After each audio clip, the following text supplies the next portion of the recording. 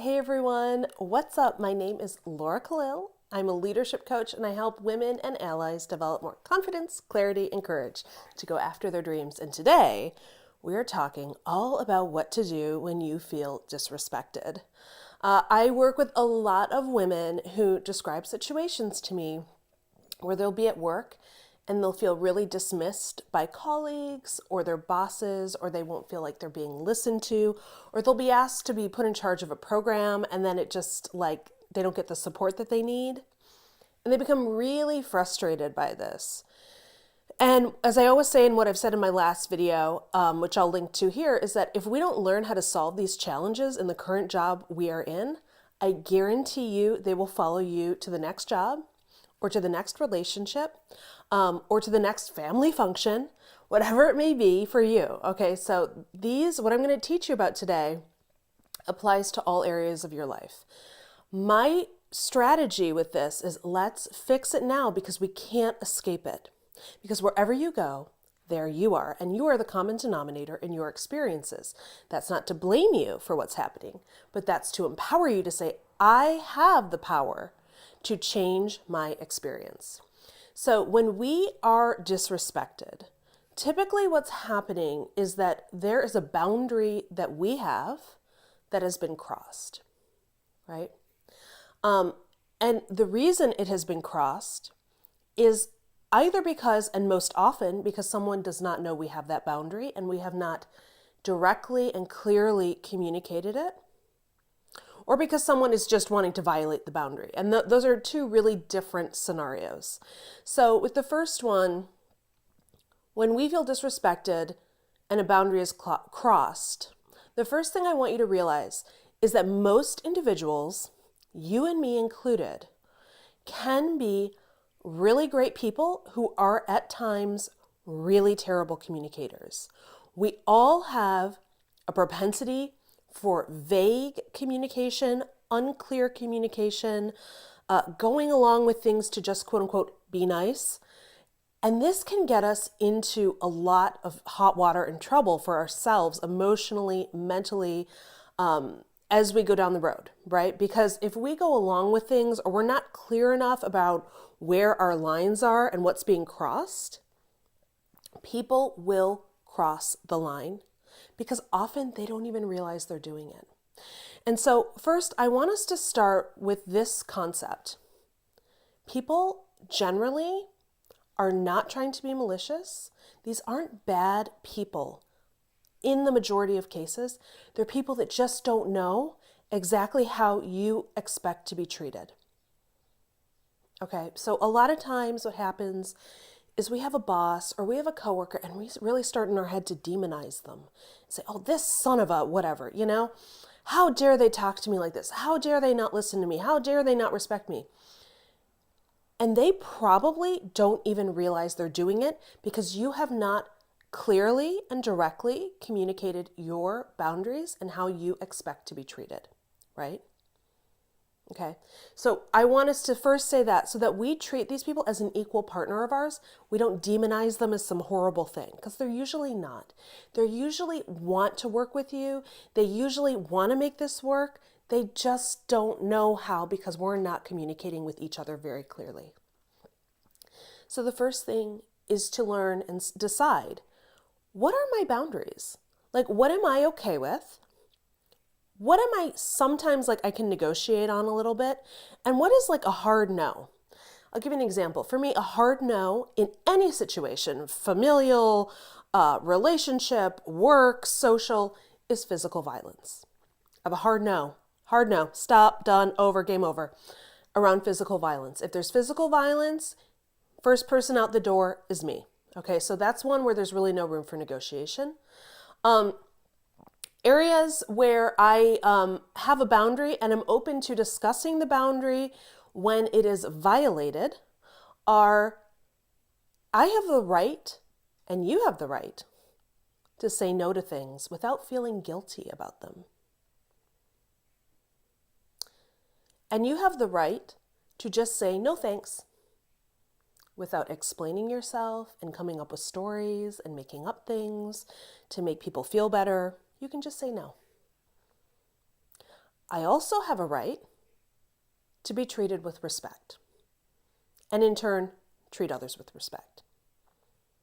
So that means listening for their boundaries, being open with them, being communicative as I know how to, and sometimes we will fuck up. Being a real partner in whatever that means. It's a business partner, it's a friend partnership, it's a financial partnership, it's a relationship partnership. In those ways, I'm open to communicating with you. And I'm open to receiving what you have to say and then sharing how I feel. Okay, so that's a boundary where we can, respect is very important. I will not be disrespected, but if it happens, I'll talk to someone and say, hey, you know what? I've been disrespected, or here's how this makes me feel. Let's discuss it. Boundaries are not about controlling other people's behavior. So this is what's really important. We think, well, this is my boundary, so everyone needs to get in line. Well, the fact is, some people will not get in line, right? We all know people. Who here has a friend who calls you multiple times a week, at every hour of the day or night, with every sob story? Their life is constantly falling apart.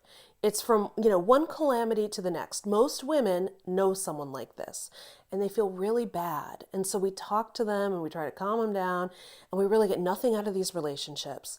But we don't know how to communicate to this person hey, I can't be your everything. And also, I have problems too. And, you're not really pulling your weight here. And also, it's really, really draining to have a friend who just wants to talk to you constantly about their problems. So you have to communicate what I'm okay with to them. So, hey, listen, I really can't talk to you about this anymore. Now, if they're smart, they'll say, okay, she or he has asserted a boundary there. I can't talk to them about all the 20 billion problems in my life. So in that moment, they then have a choice to say, okay, I'm going to listen to that boundary, or I'm going to ignore it. If they listen to it, often what happens with folks like that is you just stop hearing from them, full stop, because they're like, well, I have nothing to talk about if it's not the sob story of my life. But other times, they actually are able to make the shift. And sometimes what will happen is a third thing. Well, they'll come back, they'll make the shift, and then slowly that destructive behavior they're very used to doing will creep back in which case you have to reassert the boundary. And then you determine how comfortable you are continually reasserting the boundary. Okay? So boundaries aren't about controlling other people's behavior. They're about saying, this is how I expect to be treated, and I am going to surround myself with people who understand that because I'm clearly communicating it. And the people who don't understand that or refuse to accept it, or maybe who continue to push and break the boundary after I have very clearly communicated it, are people that I am just really not comfortable devoting energy to. I tell all of my students, you are the average of the 5 people you spend the most time with in your life. It is extremely important that you pay attention to who you're spending your time with, what you're talking about that with them, what you're thinking about. Do they inspire you? Do they encourage you? Do they help you move your projects forward? And do you help them? Right? And if you don't, then I want to ask you what you're getting out of that relationship. Because we are all adults here. You don't need to be friends with people that drain the energy and life out of you. You just don't need to. That's a boundary, right? That's a boundary I have. A lot of people who know me know I have very, very clear boundaries on who I'll spend my time with. Very clear boundaries on the friendships I'll pursue and the friendships I won't pursue, or who becomes a friend and who remains an acquaintance. And that's not that the acquaintances aren't great people. Many of them are, but I have to focus my energy on, okay, where can I best serve others and who can help best serve me in the accomplishment of my dreams. And so I'm very intentional with that boundary. Very intentional. And I would encourage you to get more intentional. So let's talk about some boundaries that a lot of people assert are great places to start. So you have a right to say no to anything. And literally say it, verbalize. No thanks. No, that's okay. No. And you don't need to explain it. You have a right to not respond or be a part of unreasonable demands or unreasonable requests on your time, your mental capacity, your emotional capacity. You have a right to say no to that if it is unreasonable to you. Okay? You also have a right to make mistakes sometimes, as we all do. You have a right to say and own it. You have a right to say, you know what? I messed that one up. I'd like to talk to you about it. This is how adults communicate. This is how we really communicate in very mature and evolved ways. And a lot of times people are afraid to communicate this way because they think, oh my gosh, what if, Laura, if I say this, it might really offend them. It might really hurt them. But here's what I want to tell you about that. As I said at the beginning of this video, most people are really great people who are poorly communicating with one another. And so when we communicate clearly, when we sort of drop the facade of just trying to be nice, Mr. Nice Gal or Mr. Nice Guy, and just go along with it, we actually bring in the opportunity to get real with people and to deepen the relationship with them, whatever form of relationship that is, right? We have an opportunity to say, hey, listen, this is how I really am feeling about this. Let's talk about it. And that's an amazing opportunity for everyone. So sometimes when we do that, people will be like, oh, I'm so on board.